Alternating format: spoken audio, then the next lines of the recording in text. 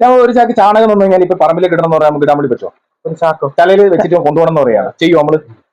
ഇന്നത്തെ തലമുറയുടെ ജോലി ചെയ്യുന്നതല്ല, ഇന്നത്തെ തലമുറയുടെ സാഹചര്യം എന്തായിരിക്കും, ചെയ്യോ ഇല്ലയോ എന്നുള്ളത് ചെയ്യില്ല. പക്ഷെ നേരെ മറിച്ച് ഒരു ബോട്ടിൽ ഇവിടുന്ന് പറയാണ് ഇതെടുത്തിട്ട് നമുക്കൊന്ന് തോട്ടത്തിൽ കൊണ്ടുവരണം എന്ന് പറയുകയാണ്. കൊണ്ടുപോയില്ലോ, ഇത് കൊണ്ടുവെക്കാൻ വേണ്ടി സാധിക്കുമല്ലോ? ചാൻസ് ഉണ്ട്. അപ്പൊ നമുക്ക് ടെക്നോളജിയാണ് ഇന്ന് എല്ലാവരും യൂസ് ചെയ്യുന്നത് അല്ലെ. അപ്പൊ അതൊരു ചോദ്യം എന്ന് പറയുന്നത്, നമുക്കിപ്പോ ചാക്കണക്കിന് വളം ഇപ്പൊ ഇവിടെ ഞാനായി കഴിഞ്ഞാലും നമുക്ക് ചിലപ്പോൾ ബുദ്ധിമുട്ടായിരിക്കാം. പക്ഷെ ഈ ഒരു 5 കുപ്പി എടുത്തിട്ട് ഒന്ന് അവിടെ വെക്കണം എന്ന് പറഞ്ഞു കഴിഞ്ഞാൽ നമുക്ക് ചെയ്യാൻ വേണ്ടി പറ്റും. യുവാക്കൾക്ക് കുറച്ചും കൂടെ അനുയോജ്യമായ രീതിയിലുള്ള വളപ്രയോഗമല്ലേ ഇത് താങ്കളുടെ അഭിപ്രായത്തിൽ? അതെ അതെ, മാറ്റമുണ്ടെന്ന് പറഞ്ഞാൽ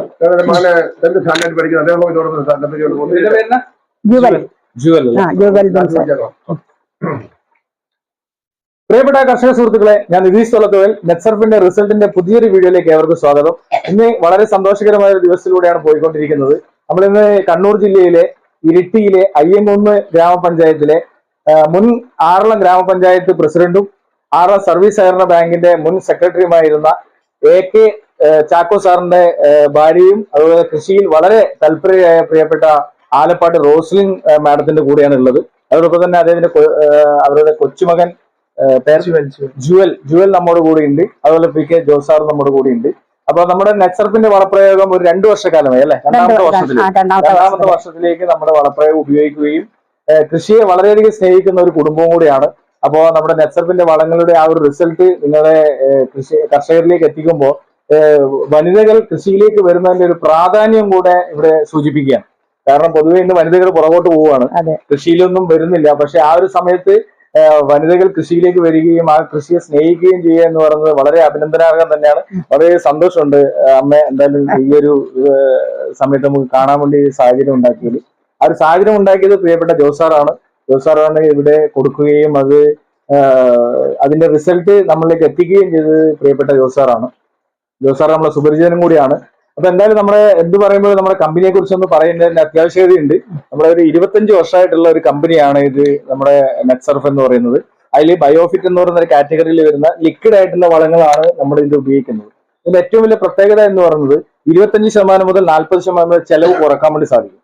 ഇത് ഞാനിപ്പോ പറയുന്നുണ്ട്, പക്ഷെ അതിന്റെ അനുഭവം തീർച്ചയായിട്ടും നമ്മളെ അമ്മയുടെ വായിൽ നിന്ന് നമുക്ക് അനുഭവം തീർച്ചയായിട്ടും കേൾക്കാൻ വേണ്ടി സാധിക്കും. കാരണം എന്ന് വെച്ച് കഴിഞ്ഞാൽ അവരാണ് അതിന്റെ അനുഭവസ്ഥ. ഞാൻ എപ്പോഴും ഇത് സൂചിപ്പിക്കുന്നത് മാത്രമേ ഉള്ളൂ. കർഷകരുടെ അനുഭവങ്ങളാണ് ഏറ്റവും വലുത് അല്ലെ, സ്വന്തം അനുഭവമല്ല ഏറ്റവും വലുത്. അപ്പൊ തീർച്ചയായിട്ടും അതിൽ വരുന്ന നമ്മുടെ ദ്രാവക രൂപത്തിലുള്ള വളങ്ങൾ, ചാക്ക് കണക്കിനുള്ള വളങ്ങളിൽ നിന്നും വ്യത്യസ്തമായിട്ട് കൈകളിൽ പിടിച്ചു, ഈ 5ഉം കൂടെ നമുക്ക് ഒന്നിച്ച് കൈകളിൽ പിടിച്ചുകൊണ്ട് നമുക്ക് ചെയ്യാൻ വേണ്ടി സാധിക്കും. ചെലവ് കുറവാണ്, അതോടൊപ്പം തന്നെ വിളവ് വർധനവുമുണ്ട്. ആ വിളവ് വർധനവിന് ചെലവ് കുറവിന്റെയും കാര്യങ്ങൾ തീർച്ചയായിട്ടും നമ്മളോട് അനുഭവങ്ങൾ പങ്കുവയ്ക്കുന്നതാണ്. 25 വർഷമായിട്ട് ഇന്ത്യയിൽ പ്രവർത്തിക്കുന്നു. അതോടൊപ്പം തന്നെ 25ലധികം സംസ്ഥാനങ്ങൾ വിതരണം ചെയ്യുന്നു. നമ്മൾ കേരളത്തിൽ മാത്രമല്ല, കേരളത്തിൽ വന്നിട്ട് 2020 മുതലാണ്. 5 വർഷമാവുന്നു, 6ാമത്തെ വർഷത്തിലേക്ക് കടക്കുന്നു. അപ്പൊ 5 വർഷമായിട്ടും 6 വർഷമായിട്ട് തുടർച്ചയായിട്ട് വളങ്ങൾ ഉപയോഗിക്കുന്ന വ്യക്തികളുണ്ട്. തീർച്ചയായിട്ടും അതിന്റെ ഒരു അനുഭവം നമുക്ക് എന്താണെന്ന് പ്രിയപ്പെട്ട നമ്മുടെ റോസ്ലിൻ മാഡത്തോട് ഒന്ന് ചോദിക്കാം. എന്തൊക്കെയാണ് ഇതിൽ വന്ന മാറ്റങ്ങൾ, എന്തൊക്കെയാണ് ഇതിൽ നിന്ന് കിട്ടുന്ന ഒരു ഗുണം, അതോടൊപ്പം തന്നെ ഇത് തുടർച്ചയായിട്ട് ഉപയോഗിക്കാനുള്ള തയ്യാറെടുപ്പുണ്ടോ എന്നിവ തുടങ്ങിയ വാക്കുകളൊക്കെ നമുക്ക് അവരിൽ നിന്ന് അറിയാം. ഒരിക്കൽ കൂടി സ്നേഹപൂർവ്വം രണ്ടാളെയും ഈ ഒരു വീഡിയോയിലേക്ക് സ്വാഗതം ചെയ്യാൻ നെറ്റ്സർഫ് കേരളയ്ക്ക് വേണ്ടിയിട്ട് എന്തായാലും ഒന്ന് പരിചയപ്പെടുത്തിക്കൊണ്ട് കാർഷിക മേഖലയിലും അതോടൊപ്പം തന്നെ ഉണ്ടായ സാഹചര്യങ്ങളൊക്കെ ഒന്ന് പരിചയപ്പെടുത്തിയിട്ട് കർഷകരിലേക്ക് ഒന്ന് അനുഭവങ്ങളൊന്ന് പങ്കുവെക്കണമെന്ന് നീതമായി അഭ്യർത്ഥിക്കാം. ഇത് ഞങ്ങള് ജോസിയേട്ടനോടാണ് വാങ്ങിയത്. നല്ല ഞങ്ങൾക്ക് വാങ്ങിക്കൊണ്ടുവന്നിട്ട് നല്ല ഉപകാരപ്രദമായ രീതിയിൽ ഞങ്ങൾ ഇതെല്ലാം ചെയ്തു. റബ്ബറിന് മെച്ചമാണ്, പിന്നെ തെങ്ങിനും മെച്ചമാണ്. റബ്ബറിന് ഇരട്ടി വിളവ് കിട്ടുന്നുണ്ട്. തേങ്ങയ്ക്ക് മണ്ടരിയൊന്നും ഇല്ലാതെ തെങ്ങിന് നല്ല ഫലഭൂഷ്ടമായി ഞങ്ങൾക്ക് കിട്ടാൻ തുടങ്ങിയിട്ടുണ്ട്. അപ്പൊ ഞങ്ങൾ 2 വർഷമായി ഇത് ഉപയോഗിക്കാൻ തുടങ്ങിയിട്ട്. പിന്നെ ഇത് ഞങ്ങൾക്ക് സൗകര്യപ്രദം എന്നാന്ന് വെച്ച് കഴിഞ്ഞാൽ ഞങ്ങൾ വളഷോപ്പിൽ പോയി വളവെടുത്തോണ്ട് വന്ന് അതിന് ഭാരിച്ച ചെലവാണ്. അപ്പൊ അത് വെച്ച് നോക്കുമ്പോൾ ഇത് ഞങ്ങൾക്ക് എളുപ്പത്തിൽ ചെയ്യാവുന്ന ഒരു മറ്റുള്ളതെല്ലാം രാസവളമല്ലേ, ഇത് ജൈവവളമാണ്. അപ്പൊ നമുക്ക് കൃത്യമായിട്ട് ഇത് ചേരുവ ചേർത്ത് ഉപയോഗിക്കാൻ സാധിക്കുന്നുണ്ട്. തീർച്ചയായും. അപ്പൊ ഇതുകൊണ്ട് ഞങ്ങൾക്ക് നഷ്ടമല്ലാതെ ലാഭമല്ലാതെ നഷ്ടമൊന്നും ഇതുവരെ വന്നിട്ടില്ല. നല്ല വിളവ് കിട്ടുന്നുണ്ട്. റബ്ബറിനെ സംബന്ധിച്ചിടത്തോളം 20 ഷീറ്റ് കിട്ടുന്നിടത്ത് 30 ഷീറ്റോളം ഞങ്ങൾക്ക് കിട്ടിയിട്ടുണ്ട് ഇത് ചെയ്തതിന് ശേഷം. അതായത് 50% വർധനവ് വന്നിട്ടുണ്ട്. പിന്നെ മണ്ടരി രോഗം തെങ്ങിന് ഭാഗ്യമായിട്ടും നല്ല പോലെ കുറഞ്ഞിട്ടുണ്ട്. അപ്പൊ തേങ്ങയ്ക്ക് വലിപ്പമുണ്ട്, വെയിറ്റും കൂടുതലുണ്ട്. അങ്ങനെ ഇത് ഞങ്ങൾക്ക് എന്തായാലും ഒരു മെച്ചമായ ഒരു ജൈവവളമാണ്. അപ്പൊ അത് കർഷകർ ശ്രദ്ധിക്കേണ്ട ഏറ്റവും പ്രധാനപ്പെട്ട ഒരു ഘടകം എന്ന് പറയുന്നത് ഇന്ന് ഏറ്റവും കൂടുതൽ മണ്ടരി രോഗങ്ങൾ കർഷകരെ അലട്ടുന്നുണ്ട് തെങ്ങ് കർഷകരെ സംബന്ധിച്ച്. ആ മണ്ടരിയിൽ മാറ്റം വരുന്നുണ്ടെന്നല്ലോ ഓൾറെഡി നമ്മൾ നേരത്തെ വീഡിയോയിലെല്ലാം നമ്മൾ സൂചിപ്പിച്ചതാണ്. അപ്പൊ ഒരു വർഷം നമ്മൾ ഉപയോഗിക്കുന്നതിലൂടെ തന്നെ നമുക്ക് മണ്ടരി രോഗത്തിൽ വളരെയധികം മാറ്റങ്ങൾ വരുത്താൻ വേണ്ടി സാധിക്കുന്നുണ്ട്. അതുപോലെ തന്നെ ഏറ്റവും പ്രധാനപ്പെട്ടതാണ് റബ്ബർ. ഇന്ന് റബ്ബർ കർഷകര് വളരെയധികം മുന്നോട്ട് വരുന്ന സാഹചര്യം വിലയുടെ അടിസ്ഥാനത്തിൽ റബ്ബർ 20 ഷീറ്റ് എത്ര മരത്തുനിന്ന് നമുക്ക് 20 ഷീറ്റ് കിട്ടിയത്? ഞങ്ങൾക്ക് ഒരു 200 മരം ഇല്ല, ഓരോ ബ്ലോക്കാണേ. അപ്പൊ അതനുസരിച്ച് വെട്ടുമ്പോ ഞങ്ങൾക്ക് കഴിഞ്ഞ കൊല്ലം ഈ മരം ഒന്ന് ഒഴിച്ചതിന് ശേഷം 10 ഷീറ്റോളം അധികം. അപ്പൊ നമുക്ക് ഏകദേശം ഒരു എത്ര കറക്റ്റ് ആയിട്ട് മരം പറഞ്ഞാണെങ്കിൽ 200 ഉണ്ടാവില്ലല്ലോ. 200 വരികയല്ല, 250 അങ്ങനെ ഓരോരോ ബ്ലോക്കായിട്ട്. അപ്പൊ 20 ഷീറ്റ് കിട്ടുന്നത് മരത്തുനിന്നാന്ന് നമുക്ക് അറിയണം, അതുകൊണ്ടാണ് ചോദിച്ചത്. അതൊരു ബ്ലോക്ക് ആയിട്ടാണല്ലോ.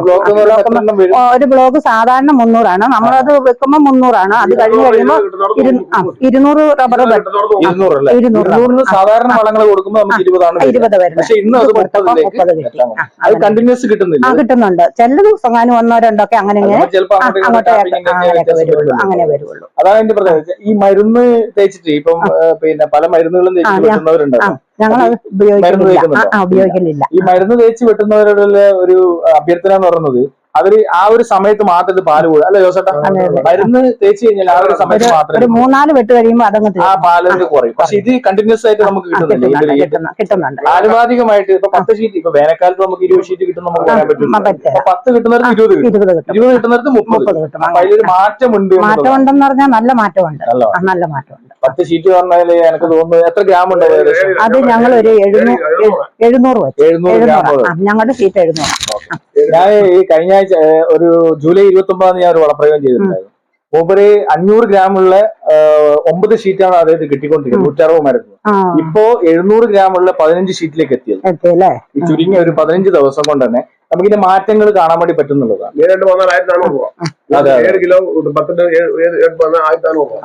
3 ദിവസം കൊണ്ട് വളത്തിന്റെ പൈസ നമുക്ക് തിരിച്ചു കിട്ടി, അതിൽ അഡീഷണൽ നമുക്ക് കിട്ടുകയും ചെയ്തു. വേറെ വളങ്ങൾ കൊടുക്കുകയും ചെയ്യുന്ന ആവശ്യം. ജുവൽ നമ്മുടെ വളർന്നു വരുന്ന തലമുറയാണ്, എന്തെങ്കിലും സംസാരിക്കാനുണ്ടോ? എന്നാലും കൃഷിയിലേക്ക് നമ്മള് ചെയ്യുമ്പോ ഒരു ആദ്യം തന്നെ ഒരു അഭിനന്ദനം കൊടുക്കുക. ഷോർട്ട് ഫിലിമുകളുടെ നമ്മുടെ മനം കവരാൻ വേണ്ടി പോകുന്നത് ഭാവിയിൽ വലിയൊരു ഫ്യൂച്ചർ ഉള്ള ഒരു വ്യക്തി കൂടിയാണ്. അതെ രൂപത്തിൽ അതായത് 230ഓളം വരുന്ന ഷോർട്ട് ഫിലിമിൽ 2ാം സ്ഥാനം കരസ്ഥമാക്കാൻ വേണ്ടി പറ്റിയിട്ടുണ്ട്. അഭിനന്ദനങ്ങളുണ്ട്. തീർച്ചയായിട്ടും കൃഷിയിലേക്ക് വരാനുള്ള ഒരു സാഹചര്യം ഉണ്ടാകട്ടെ. നിങ്ങളെപ്പോലുള്ളവർ വരുമ്പോഴാണ് ഇനി വരുന്ന തലമുറ കൂടെ അതിനൊരു സാഹചര്യം ഉണ്ടാവുക. ഞാൻ ചെറിയൊരു ചോദ്യം ചോദിക്കാൻ വേണ്ടിയിട്ടാണ്. ഞാൻ ഒരു ചാക്ക് ചാണകം വന്നു കഴിഞ്ഞാൽ ഇപ്പൊ പറമ്പിലേക്ക് ഇടണം എന്ന് പറഞ്ഞാൽ നമുക്ക് ഇടാൻ വേണ്ടി പറ്റുമോ? ഒരു ചാക്കോ ചലയിൽ വെച്ചിട്ട് കൊണ്ടുപോകണം എന്ന് പറയാണ്, ചെയ്യുമോ നമ്മള്? ഇന്നത്തെ തലമുറയുടെ ജോലി ചെയ്യുക എന്നുള്ളതല്ല, ഇന്നത്തെ തലമുറയുടെ സാഹചര്യം എന്തായിരിക്കും, ചെയ്യുമോ ഇല്ലയോ എന്നുള്ളതല്ല, ചെയ്യില്ല. പക്ഷെ നേരെ മറിച്ച് ഒരു ബോട്ടിൽ ഇവിടുന്ന് പറയാണ് ഇതെടുത്തിട്ട് നമുക്കൊന്ന് തോട്ടത്തിൽ കൊണ്ടുവെക്കണം എന്ന് പറയുകയാണ്, കൊണ്ടുപോയില്ലോ? ഇത് കൊണ്ടുവെക്കാൻ വേണ്ടി സാധിക്കുമോ ഇല്ലയോ? ചാൻസ് ഉണ്ട്. അപ്പൊ നമുക്ക് ടെക്നോളജിയാണ് ഇന്ന് എല്ലാവരും യൂസ് ചെയ്യുന്നത് അല്ലെ? അപ്പൊ അതൊരു ചോദ്യം എന്ന് പറയുന്നത് നമുക്കിപ്പോ ചാക്ക് കണക്കിന് വളർന്നത് ഇപ്പൊ ഇവിടെ ഞാനായി കഴിഞ്ഞാലും നമുക്ക് ചിലപ്പോൾ ബുദ്ധിമുട്ടായിരിക്കാം.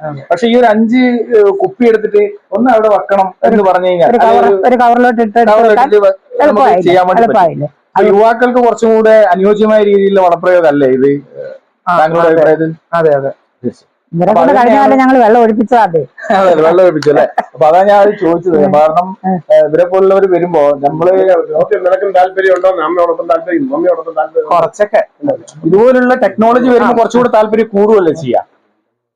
ടെക്നോളജി ഇതുപോലെയൊക്കെ വരുമ്പോ നമുക്ക് കുറച്ചും കൂടെ മാറ്റം വരും.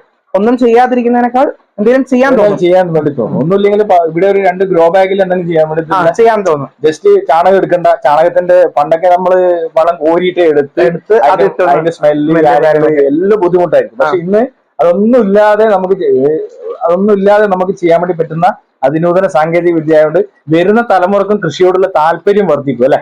ഇപ്പം കൃഷിയിൽ വരുന്ന യുവാക്കളാണെങ്കിൽ അധികം ഈസി ഇല്ലാത്തവരാണെങ്കിൽ ഇത് അവരെ നല്ലപോലെ ഹെൽപ്പ് ചെയ്യും. അതെ തീർച്ചയായിട്ടും അത് തന്നെയാണ് നമ്മളും പറയുന്നത്. ഈ ഒരു സാങ്കേതിക വിദ്യ കാർഷിക മേഖലയിൽ വലിയൊരു വിപ്ലവമാകാൻ വേണ്ടി പോവാണ്.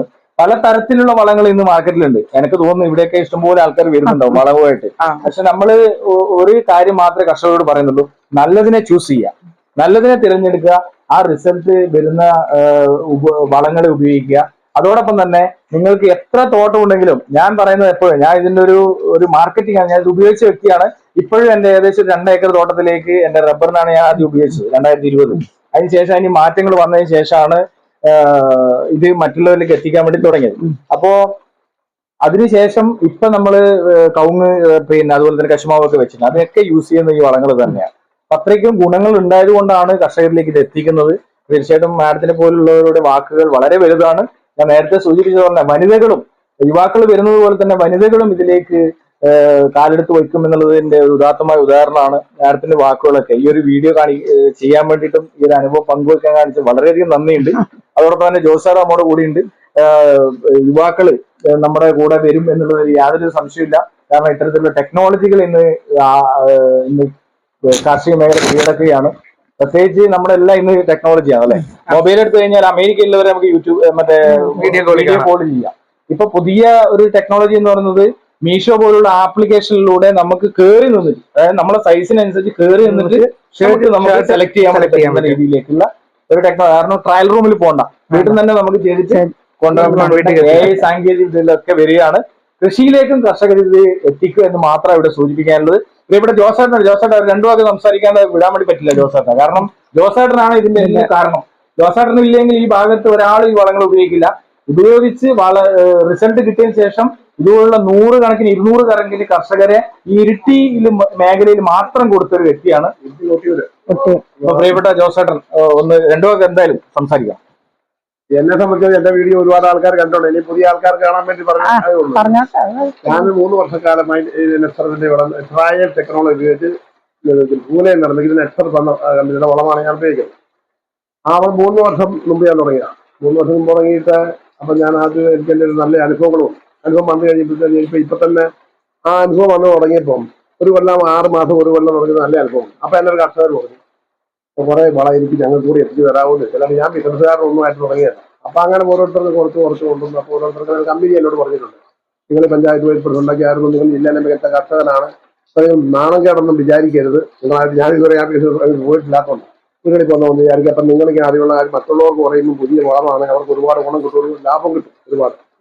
വേറെ അലർജി ഇല്ല, അങ്ങനത്തെ ഒരു വളമാണ്. അപ്പം അത് നിങ്ങൾ ഗുണം തുടങ്ങി. അപ്പൊ അങ്ങനെ ഞാൻ ചെറിയ രീതിയിൽ ആൾക്കാർക്ക് കൊടുക്കാൻ തുടങ്ങി. അപ്പൊ ഇപ്പോൾ ഒരുപാട് 10-20 ഇരട്ടി മേഖല കൊടുത്ത് കണ്ണൂർ ജില്ലയിൽ തന്നെ പല ഭാഗത്ത് കൊടുത്തിട്ടുണ്ട്. അപ്പൊ അങ്ങനെ കൊടുത്ത ഈ വളമേ അവർക്കെല്ലാം നല്ലൊരു കൊടുത്ത ആൾക്കാർക്കെല്ലാം നല്ലൊരു അനുഭവമാണ്.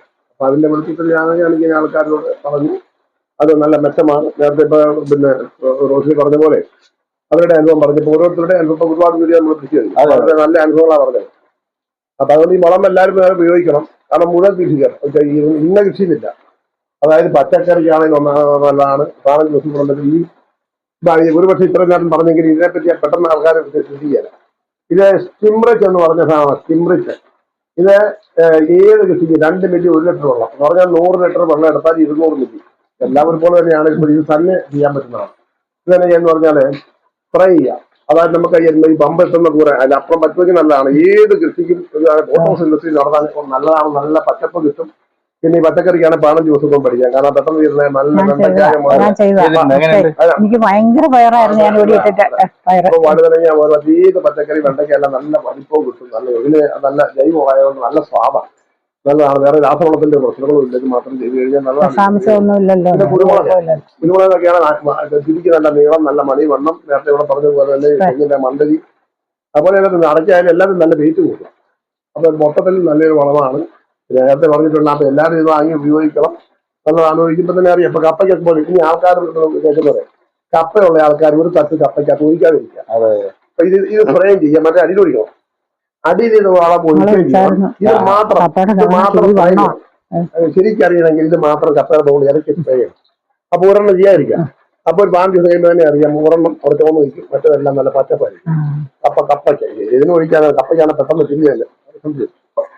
40 ഓട് കപ്പ ഉണ്ടായിരുന്നുള്ളൂ. 40 ഓട് ഇട്ടിട്ട് ഇത് ഞങ്ങൾ ഒഴിച്ചു. കിളുത്ത് വന്നേ പാട് കുറേശ്ശെ ഒഴിച്ചു. എന്നിട്ട് കിളുത്ത് വന്നപ്പം കുറച്ച് ഒഴിച്ചു. അത് കഴിഞ്ഞ് രണ്ടാമത് ഇടയൊക്കെ കളിച്ചു കഴിഞ്ഞപ്പം ഒരു പ്രാവശ്യം കൂടി ഒഴിച്ചു. എന്നാ സൂപ്പർ കപ്പയാണ്. ഇപ്പൊ ഒരു ഓട് പറിച്ചാല് ടേസ്റ്റും ഉണ്ട്, നല്ല ടേസ്റ്റ് ഉണ്ട്. പിന്നെ ഈ മഴ കാരണം ഒരു മൂപ്പ് എത്തിയിട്ടില്ലല്ലോ. എന്നാലും ഞങ്ങളത് ഇടയ്ക്ക് പറിക്കുന്നുണ്ട്. എന്നാ വണ്ണാന്നറിയോ, വണ്ണവും വെച്ചു. ഒരു ഓട് കപ്പ പറിച്ചാൽ ഒരു 8-10 കിലോ എന്റെ ഇവന്റെ മൂത്തവൻ പറിച്ചോണ്ട് വന്നിട്ട് അവൻ പറയും എന്റെ അമ്മച്ചി എന്നാ വിളവാ അത്. ഇത് ലാഭം എന്നാ അറിയോ? ഇത് എന്താണെന്ന് പറഞ്ഞു കഴിഞ്ഞാൽ ഇത് ഒറ്റയ്ക്കാണ് 500 ലിറ്റർ അടിക്കുക. അത്രയാണ് 2.5 പാടില്ല 200. അതെല്ലേ അങ്ങനെ ഇത് ഒരിക്കലും 5 പേരോട് കൂടി ഒന്ന് ചോദിച്ചാ അത് വേറെ. അതിപ്പോ എന്താ വിഷയം എന്ന് വെച്ചാൽ തെങ്ങിന് മുകളിൽ സ്പ്രേ നടക്കുന്ന കാര്യം. നമുക്ക് 5 കൂടെ ചൂട്ടിലേക്ക് ഒഴിച്ചു. ഞാൻ കേട്ടോണ്ടിരിക്കുന്ന ഒന്നോടെ പറയാം. അതായത് ഇത് എടുത്തു കഴിഞ്ഞാൽ അന്നേരം നല്ല ടൈറ്റ് അടക്കണം. സോപ്പൊക്കെ ചുമ്മാ ഞാൻ നല്ലപോലെ വെയിൽ കൊള്ളിക്കരുത് എല്ലാം ഞങ്ങൾ അവിടെ ഷെഡുണ്ട്. ബാക്ടീരിയാണ് വെയിൽ കൊള്ളിക്കരുത്. കഴിയുന്നത്ര കൂളിംഗ് ഉള്ള സ്ഥലത്ത് കൊണ്ട് വെക്കണം. എവിടെയെങ്കിലും മരിച്ചിറങ്ങി കൊടുത്തെങ്കിൽ നമ്മളോട് പറയും ഗുണമില്ല എന്ന് പറയും. ശരിക്കും അറിഞ്ഞിരിക്കേണ്ട കാര്യങ്ങൾ അങ്ങനെയൊക്കെയാണ്. അതാണ് ഉള്ളവർക്ക് വേണം അന്നേരം ടൈറ്റിൽ അടക്കണം. ഇതിനകത്തൊക്കെ ബാക്ടീരിയ കത്തൊക്കെ കയറി കണ്ടാലും പറഞ്ഞാൽ എടുക്കാൻ പറ്റില്ല. സ്റ്റോക്ക് ചെയ്യുകയാണെങ്കിൽ അന്നേരം നല്ല ടൈറ്റ് അടച്ചു. അപ്പൊ അതാണ് ജോസേട്ടന്റെ ഒരു അനുഭവം. ഇപ്പം റോസ്ലി മാഡം ഒന്നുകൂടെ പറയണം. ഇപ്പൊ കപ്പക്ക് ഉപയോഗിച്ചു, അതുപോലെ തന്നെ പയറിന് ഉപയോഗിച്ചു, അതിനൊക്കെ റിസൾട്ട് നമുക്ക് വന്നിട്ടുണ്ട്. നല്ല റിസൾട്ട് ആയിരുന്നു. പയറും പറിച്ചാൽ തീരെയല്ല അതുപോലെ പയറായിരുന്നു. ഈ 2 സ്ഥലത്ത് ഞങ്ങൾ ഈ മുറ്റത്തിട്ടതാ. എന്നിട്ട് ഇത് മാത്രമേ ഒഴിച്ചുള്ളൂ. ചാണകമൊന്നുമില്ല. എല്ലാ കൊല്ലവും ഈ ചാണകം മേടിച്ചല്ലേ നമ്മൾ. അത് ഭയങ്കര ഭാരപ്പെട്ട പണിയല്ലേ നീ. ഒരിക്കൽ കൂടി പറയാം. 50 കിൻഡൽ ചാണകത്തിന് പുറം നോക്കി കണ്ടത് ഇസ്രായേലിന്റെ ടെക്നോളജിയിൽ അവരുടെ ആലോചിച്ച് ലോകത്തിലെ ഏറ്റവും വലിയ കൃഷിക്കാരാണ് അല്ലേ? അപ്പൊ അവർ ഇതിനകത്ത് ലോകത്തിലെ ഏറ്റവും വലിയ കാർഷിക ഉൽപാദന വിപണന കയറ്റുമതി രാഷ്ട്രം എന്ന് പറയുന്നത് കേരളത്തിന്റെ വലിപ്പം പോലും ഇല്ലാതെ ഇസ്രായേലാണ്. കാരണം അവർക്ക് വരുന്ന അവർ ഉപയോഗിക്കുന്ന ടെക്നോളജിക്കലാണ്, നമ്മൾ ഉപയോഗിക്കുന്ന ട്രഡീഷണലാണ്. ഈ ട്രഡീഷണൽ സാധനം നമ്മുടെ കയ്യിൽ ഇങ്ങനെ മുറുകെ പിടിച്ചിട്ടുണ്ട്. ഒരു കംഫർട്ട് സോണിലാണ് നമ്മളുള്ളത്. എന്താണ്? ചാണകം, വേപ്പം പിണ്ണാക്ക് അല്ലെങ്കിൽ കോഴി വളം എന്നുള്ള ഒരു സാധനം നമ്മൾ പിടിച്ചിട്ടുണ്ട്. അതിൽ നമുക്ക് മാറ്റം വരുത്താൻ വേണ്ടി എപ്പോഴാണോ നമ്മൾ തയ്യാറാവുന്നത് അന്ന് മാത്രമേ നമുക്ക് റിസൾട്ടിലേക്ക്. കാരണം ഇന്ന് വിളവ് കുറവല്ലേ. ഞാൻ ചോദിക്കുന്നത് ഒരു 30 വർഷം മുന്നേയുള്ള വിളവും ഇപ്പോഴത്തെ വിളവും തമ്മിലുള്ള വ്യത്യാസം വളരെ വ്യത്യാസമാണ്. കാരണം അത് ഒറ്റ കാരണമേ ഉള്ളൂ, മണ്ണ് മരിച്ചു. മണ്ണിൽ ആവശ്യമായ സൂക്ഷ്മാണുക്കൾ ഒന്നുമില്ല. അതൊക്കെ തിരിച്ചെടുത്ത് മണ്ണിനെ വളക്കൂറുള്ളതാക്കി മാറ്റാനുള്ള അതിനൂതന ടെക്നോളജി ഉപയോഗിച്ചുകൊണ്ടുള്ള വളപ്രയോഗമാണ്. നിങ്ങൾക്ക് ഉപയോഗിക്കുക. ചെലവ് കുറവാണ്, വിളവ് കൂടുതലാണ്. നമുക്ക് ഏറ്റവും പ്രധാനം ചെലവ് കുറവ്. എന്നാ പറയുക, പിന്നെ കൃഷി പണിക്കാരെയും കിട്ടുന്നില്ലാത്ത ഒരു അവസരത്തില് ഇത് നമുക്ക് സ്വന്തമായിട്ടും ചെയ്യാം.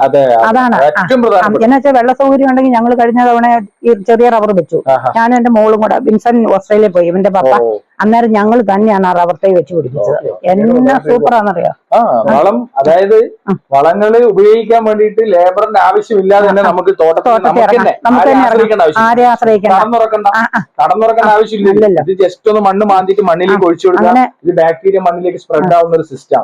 പിന്നെ കുമ്മായി ഇടേണ്ട ആവശ്യമില്ല. കുമ്മായി ഇടണമെന്നുണ്ടെങ്കിൽ ഒരു കാരണവശാൽ കുമ്മായി ഇടേണ്ട ആവശ്യമില്ല. വേണമെങ്കിൽ നമുക്ക് പച്ചക്കൊക്കെ യൂസ് ചെയ്യാം.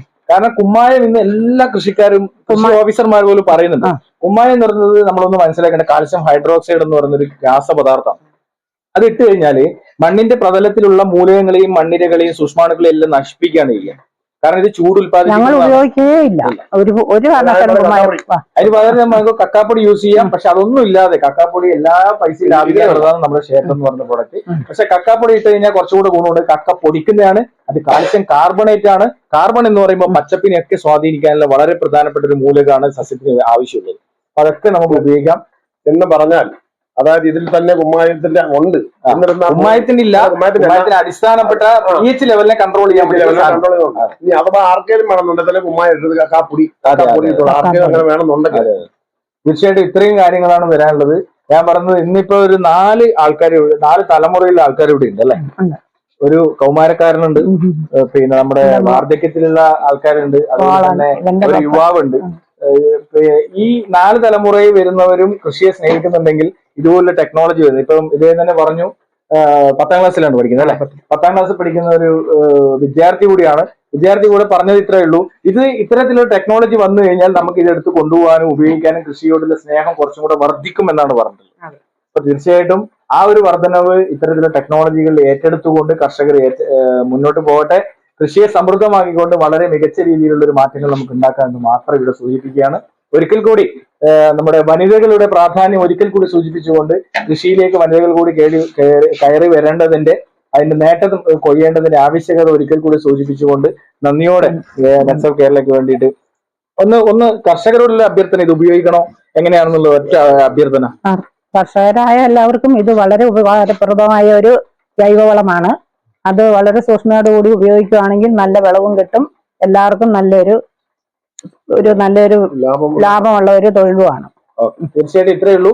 കൃത്യമായിട്ട് ഉപയോഗിക്കുക. അത് അവിടെ തന്നെ സൂചിപ്പിച്ചു. വർഷത്തിൽ ഉപയോഗിക്കേണ്ട രീതികളുണ്ട്, അത് നമ്മൾ കൃത്യമായി പറഞ്ഞു തരും എന്ന് മാത്രം ഇവിടെ സൂചിപ്പിച്ചുകൊണ്ട് ഒരിക്കൽ കൂടി എല്ലാവർക്കും നന്ദി, നമസ്കാരം. ഈ വീഡിയോ നിങ്ങൾക്ക് ഇഷ്ടമായെങ്കിൽ ലൈക്ക് ചെയ്ത് സബ്സ്ക്രൈബ് ചെയ്ത് കർഷകരിലേക്ക് മറ്റുള്ളവരിലേക്ക് എത്തിക്കുക.